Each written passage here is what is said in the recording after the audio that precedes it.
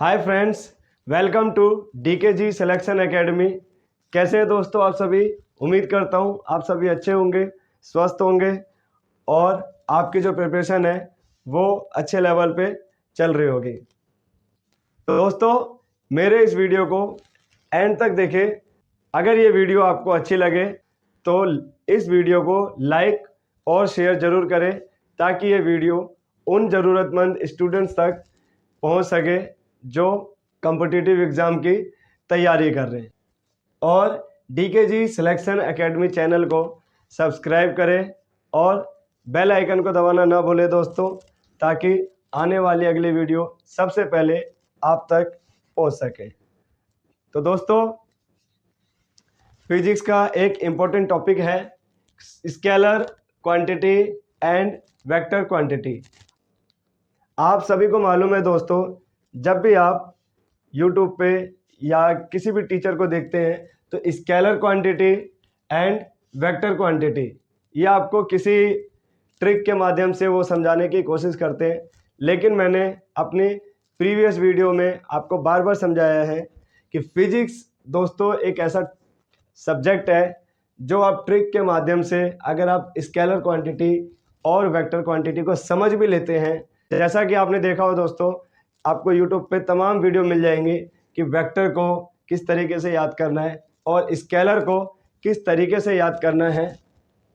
लेकिन दोस्तों मैं आपको बताना चाहूँगा कि अगर आप फिजिक्स को बेसिक लेवल से नहीं समझेंगे तो आप ये मान के चलें कि आप अगर एग्जामिनेशन हॉल में बैठे हुए हैं तो कहीं ना कहीं आप मिस्टेक ज़रूर करेंगे। इसलिए जो बेसिक कंसेप्ट है उस पर आपको फोकस करना चाहिए बजाय कि ट्रिक्स के।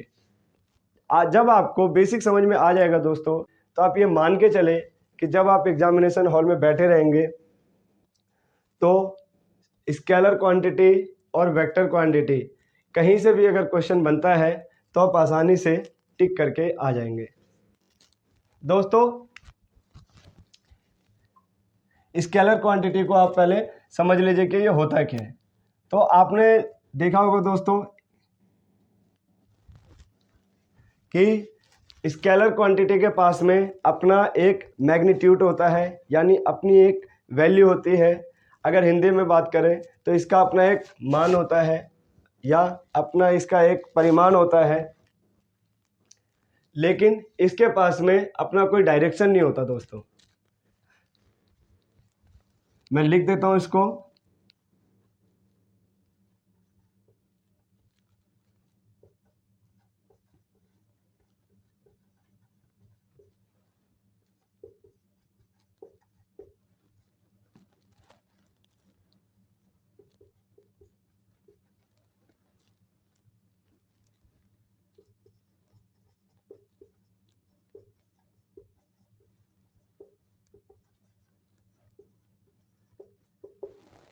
दोस्तों जब हम स्केलर की क्वांटिटी की बात करते हैं तो इसके पास में अपना एक मैग्नीट्यूड होता है, लेकिन इसके पास में डायरेक्शन नहीं होता। अभी हम समझेंगे कि ये कैसे निकल के आएगा।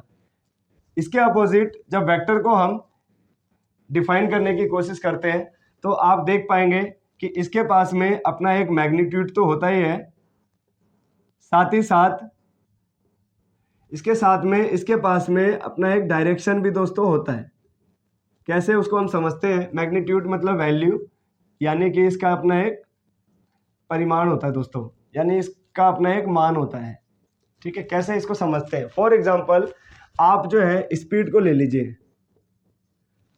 मैं यहाँ पर रिपीट कर देता हूँ, स्केलर क्वांटिटी का अपना एक मैग्नीट्यूड होता है, अपनी एक वैल्यू होती है, यानी कि अपना एक परिमाण होता है इसका दोस्तों, और इसके पास में डायरेक्शन नहीं होती।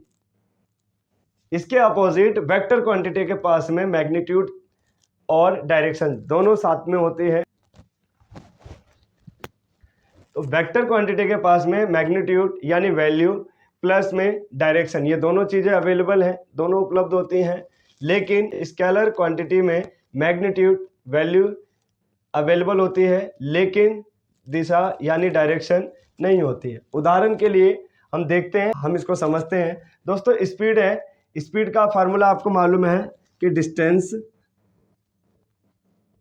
अपॉन टाइम ये होता है। तो पहले हम डिस्टेंस समझ लेते हैं दोस्तों। डिस्टेंस क्या है, यहां से आपको एक चीज स्पष्ट हो जाएगी। स्पीड का फार्मूला डिस्टेंस अपॉन टाइम में है,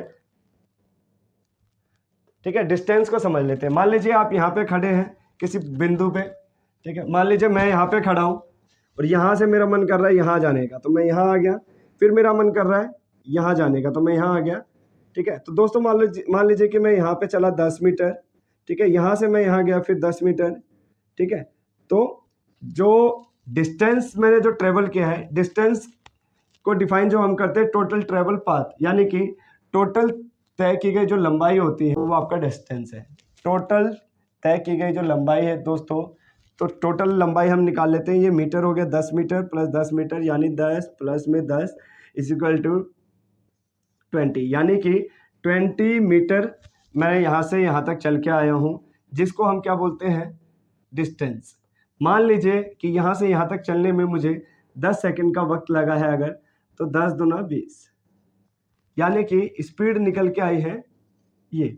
तो आप देखोगे कि डिस्टेंस के पास में कोई डायरेक्ट दिशा नहीं है। दिशा मतलब डायरेक्ट नहीं है, यहाँ गया यहाँ गया। इसका मन करेगा तो यहाँ भी आ सकता है, इसका मन करा तो यहाँ भी आ सकता है, फिर इसका मन करा तो फिर इसका मन करा तो मान लो यहाँ भी आ सकता है। तो डिस्टेंस की अगर हम बात करें तो मान लीजिए ये 10 मीटर है, ये भी 10 मीटर है, ये मान लीजिए 5 मिनट है, ये मान लीजिए 6 मीटर है, और ये मान लीजिए यहाँ से यहाँ तक जो है लगभग जो है अप्रोक्सीमेट मान लीजिए 15 मीटर है। तो आप डिस्टेंस कैसे कैलकुलेट करोगे, 10 प्लस में 10 गॉट इट, प्लस 5 प्लस 6, और यहां से यहां तक मान लीजिए 15 मीटर, क्योंकि 10 ये रहा 10 ये रहा, तो 15 प्लस में ये ऐड हो जाएगा।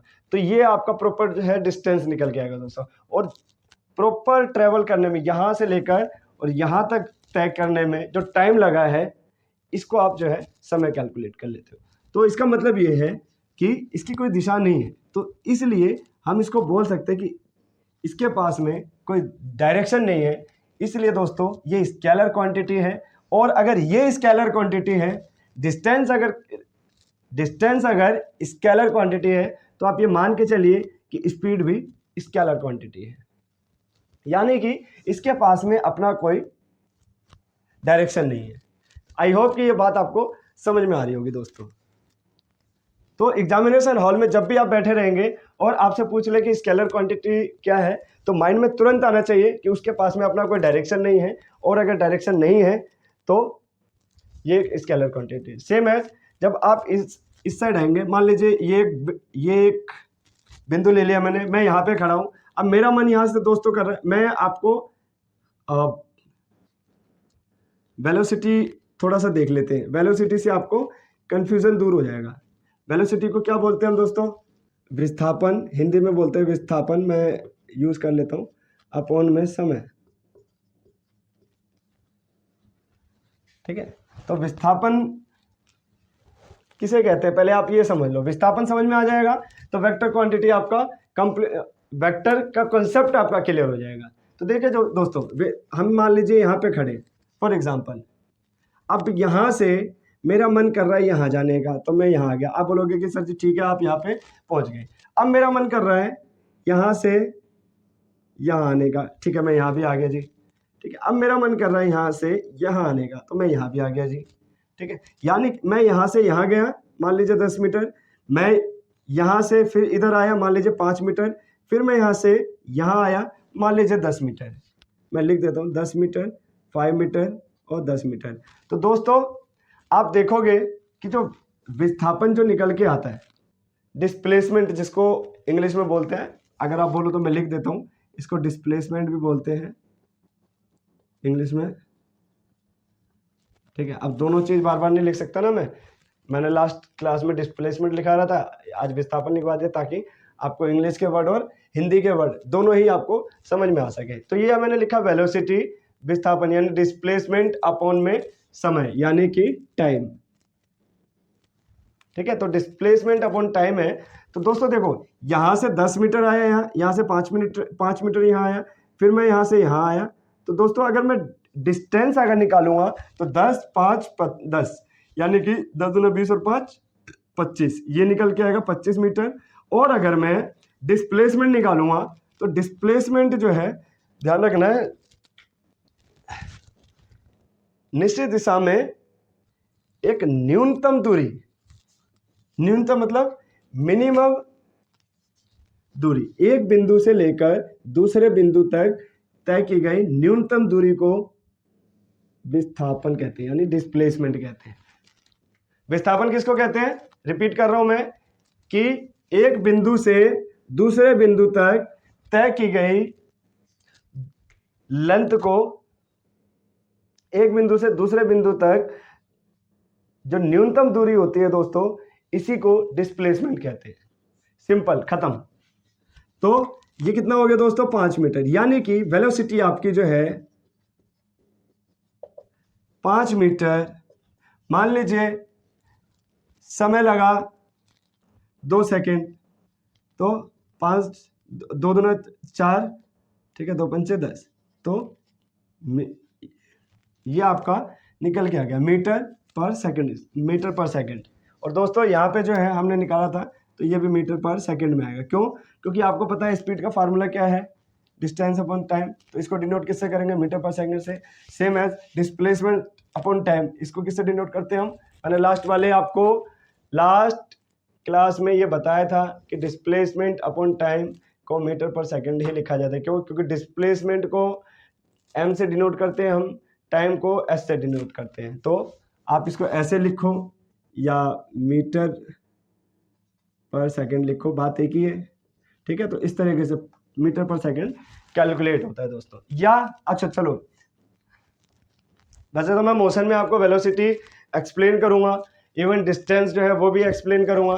तो मैं यहाँ पे वेक्टर को एक एग्जाम्पल के थ्रू समझाने की कोशिश कर रहा हूँ ताकि आपको ये समझ में आ सके। दूसरा, स्केलर क्वांटिटी को मैं आपको एग्जाम्पल के थ्रू समझाने की कोशिश कर रहा था ताकि आपको ये समझ में आ सके दोस्तों। इसको मैं रफ कर देता हूँ, स्क्रीनशॉट लेना है तो ले सकते हैं आप।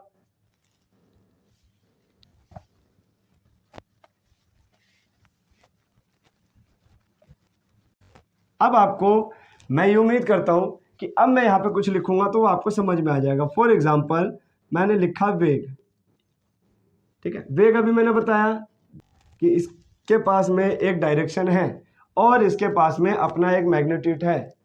तो वेग क्या है? फिर वेक्टर क्वांटिटी है, यानी कि वेक्टर क्वांटिटी को हिंदी में सदिश राशि बोलते हैं। ये ध्यान रखना है। अगर जो हिंदी के स्टूडेंट है, बाय द वे आपको इंग्लिश के कुछ वर्ड आने चाहिए साइंस में जो कि कंफ्यूजन नहीं क्रिएट करेगा।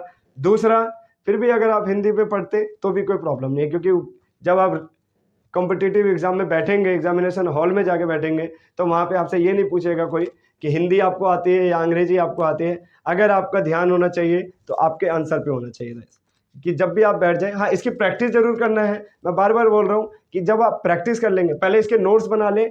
जब भी आप दोस्तों, जब भी आप वहाँ पे बैठेंगे, जब ये मेरी वीडियो आप देख रहे होंगे, तो आपके पास में एक नोटबुक होने चाहिए और एक पेन लेके बैठिए ताकि आप जो है इसको आप नोट्स बना लेंगे। क्यों? क्योंकि अभी तो मैं वेक्टर और स्केलर आपको पढ़ा रहा हूँ, ये जो कि बहुत आसान चैप्टर है, लेकिन आगे आने वाले समय में अब अगली क्लास जो आपकी होगी, मैं भी मोशन के बारे में आपको बताऊंगा। तो मोशन में आपको जो है ये सारी चीज़ें एक्सप्लेन करवाऊंगा मैं दोस्तों, कि डिस्टेंस क्या होता है, डिस्प्लेसमेंट क्या होता है, स्पीड क्या होता है ना, एक्सेलरेशन क्या होता है, ठीक है, वेलोसिटी क्या होती है। तो इसको डिटेल में हम जानेंगे।